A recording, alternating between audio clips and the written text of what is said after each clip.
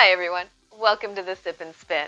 I am the Tipsy Spinster, although this week it's been more like the not Tipsy Spinster. I've been playing with crafting cocktails using apple cider vinegar, simple syrup, and some other really incredible products that are a lot like gin, but they don't have the alcohol, which has been a lot of fun. In my cup tonight, because it's been a little bit chilly today, I have heated up some Twisted Shrub, which is an apple cider vinegar. The flavor that I chose to go with is pineapple habanero. So I have pineapple habanero heated up in my mug with a little bit of honey syrup, and oh, it is the perfect cold winter afternoon drink. It's perfect for sipping. So today on this show, I'm going to talk a little bit about the idea of slow spinning. And I've mentioned it before, and I happened upon a book, and this book has been out for a little while, but it was a new discovery to me, and I've absolutely loved every second of reading this book. It's called Slow Knitting, and the thing that I love about this book is that the author does a beautiful job of getting at the heart of what I think I've been trying to do. And one of the things she says in the book is when you're preparing fiber, think about or ask yourself, what is the story behind the fiber?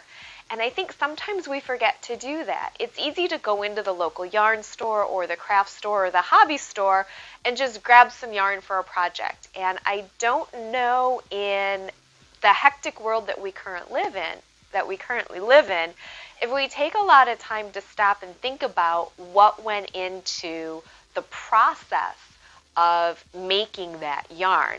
Now, if you're a spinner like me, I think about that stuff all the time, but I'll be the first to admit I wasn't always the most conscientious about where I was getting my fiber from. And that was the other thing that she kind of talks about right at the very beginning of this book.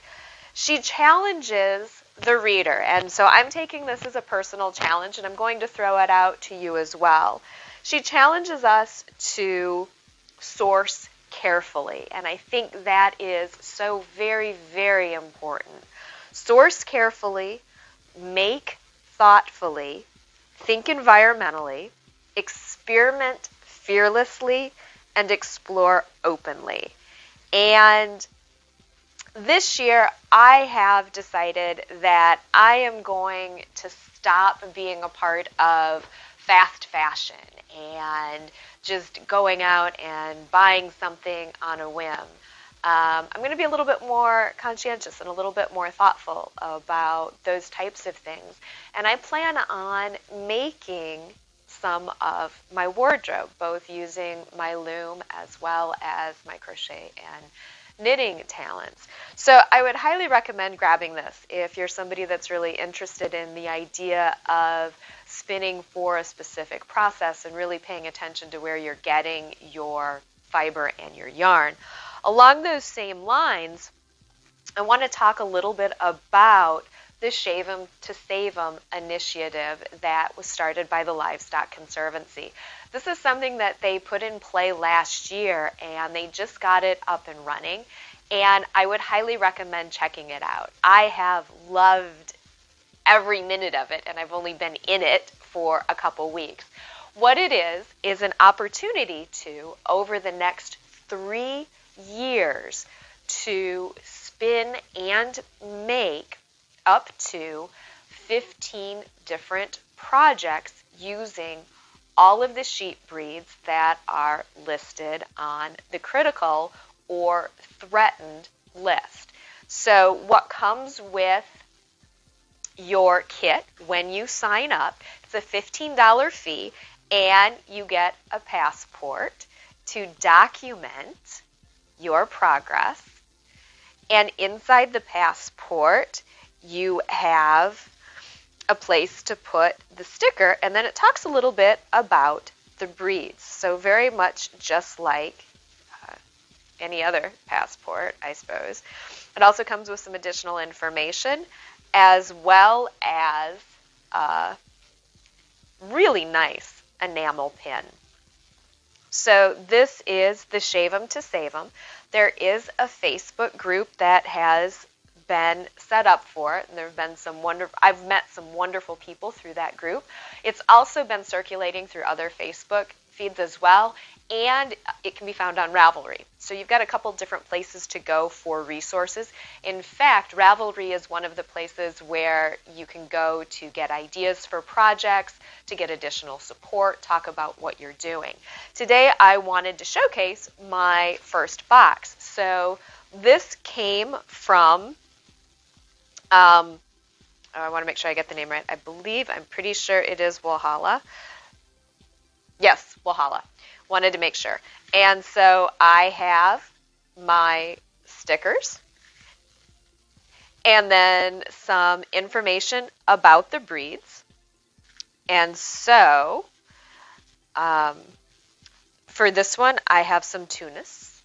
I hope I said that right, which I'm pretty excited about, and some brochures on that. And then in the box, I have all of my breeds, and it is a huge box. Now, one of the things that I love about being able to talk to the farmer, we get to learn about the sheep. So I know about these sheep. I know their names.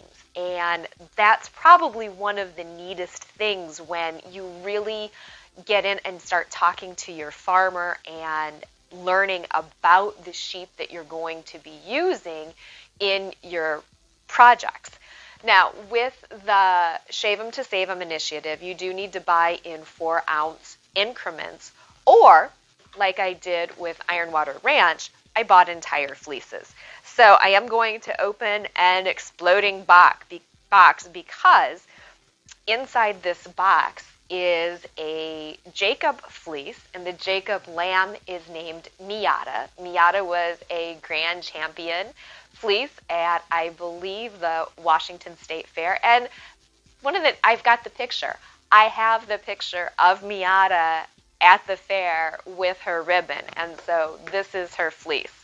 So I'm going to go ahead and open this up. Now, it's a huge box, and Jacobs don't typically have fleece this big, but the other fleece that's in here is an East Frisian cross, and that's not part of the Conservancy. It's just another fleece that I got, but I couldn't pass it up. The name of the sheep is Miss Piggy. So in the box, I have Miss Piggy and Miata.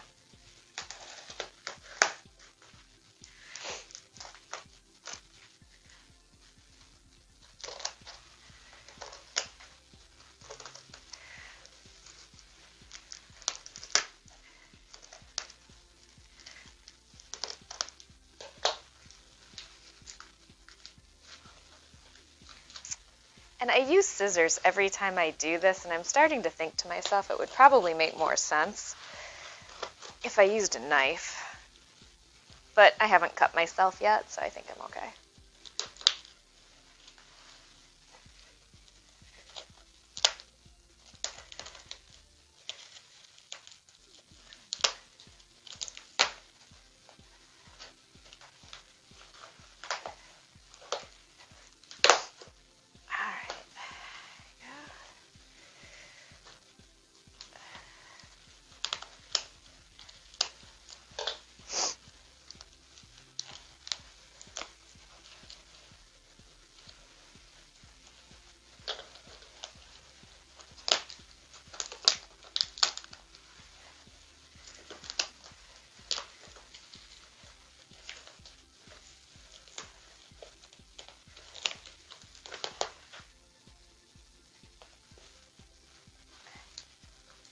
Wait, tape, tape, tape, tape.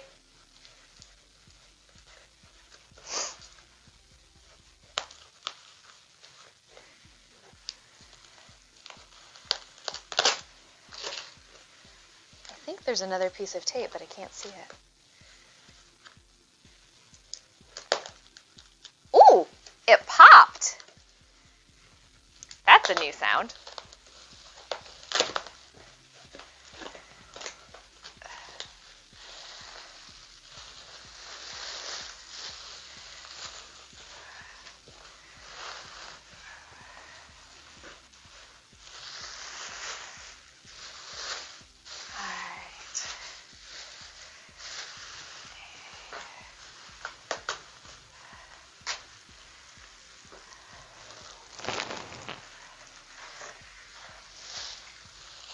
Oh, so much fibery goodness.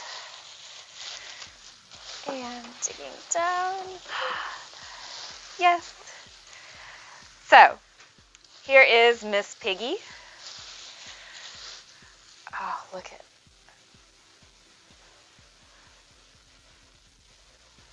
Oh, it's so soft. So there's Miss Piggy. I'm going to set her over there. She's not part of the... Here is...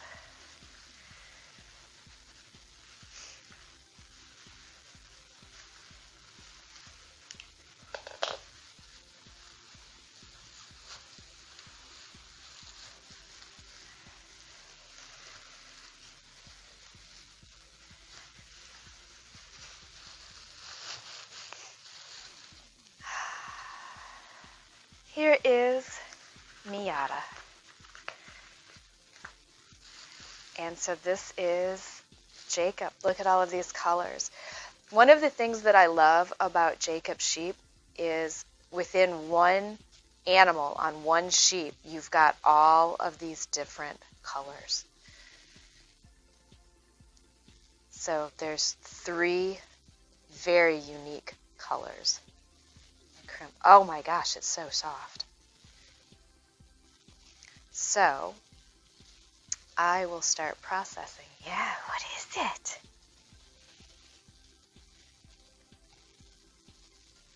What is it? See, Zola usually doesn't pay that much attention, but I think she likes this one. Thanks for tuning in. If you've got the opportunity to check out Ravelry or some of the other Facebook pages, there are a lot of ways to get involved in the spinning and knitting and the fiber artist community. Please check out the Livestock Conservancy and consider being a part of the Shave 'em to Save 'em over the next 3 years. Thanks so much for tuning in. Happy spinning, everyone.